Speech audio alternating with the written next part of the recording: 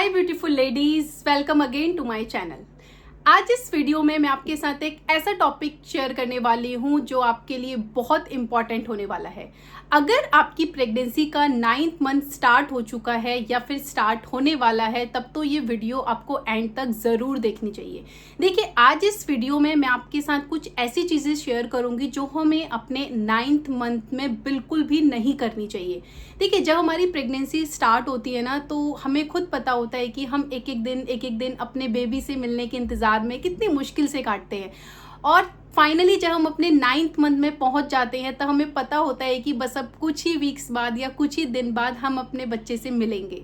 लेकिन इसी महीने में अगर हमने कुछ ऐसी चीज़ें कर दी जो हमारे लिए और हमारी बेबी के लिए ठीक नहीं है, तो वो हमारे लिए फिर एक बहुत ख़राब एक्सपीरियंस बन सकता है।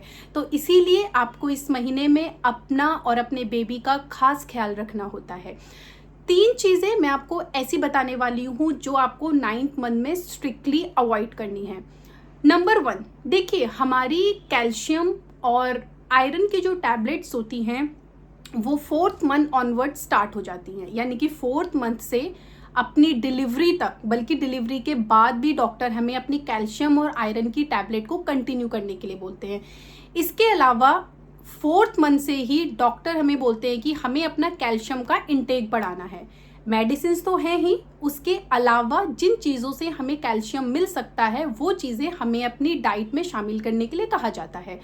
स्पेशली 9th मंथ में जब हमें पता होता है कि हमारा बेबी अब डिलीवर होने वाला है, उस समय बच्चा बहुत जल्दी ग्रो करता है, उसकी बोन्स जल्दी बनती हैं, उसका जॉ प्रिपेयर हो रहा होता है। तो इस टाइम पे हमें एक्स्ट्रा कैल्शियम की ज़रूरत होती है, और इस टाइम पे जो हमारी फर्स्ट चॉइस होती है वो होती है मिल्क।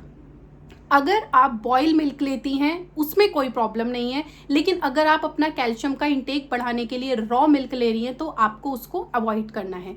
होता क्या है ना, जब दूध उबल जाता है तो उसमें एक अलग तरह की स्मेल आती है जो काफ़ी फीमेल्स को पसंद नहीं होती है, इसीलिए वो उसकी जगह कच्चा दूध पीना पसंद करती हैं, लेकिन वो आपको अवॉइड करना है। देखिए, कच्चे दूध में ना लिस्टीरिया नाम का एक बैक्टीरिया होता है जो आपको बीमार कर सकता है, और कई केसेस में ये बैक्टीरिया प्लेसेंटा के थ्रू बच्चे तक भी चला जाता है।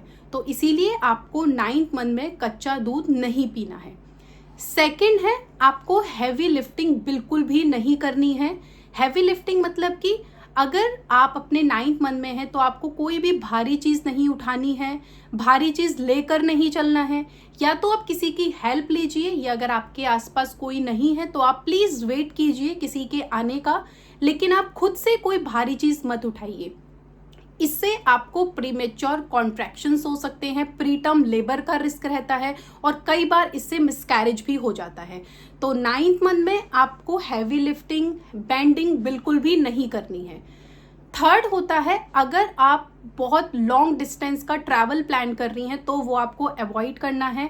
अगर बहुत ज़्यादा ज़रूरी है तो आप अपनी डॉक्टर से पूछ सकते हैं, शायद डॉक्टर आपको अलाउड करें, लेकिन उसके साथ ही डॉक्टर आपको कुछ डूज एंड डोंट्स बताएंगे, उनको फॉलो करके आप अपनी इस जर्नी को सेफली कवर कर सकते हैं।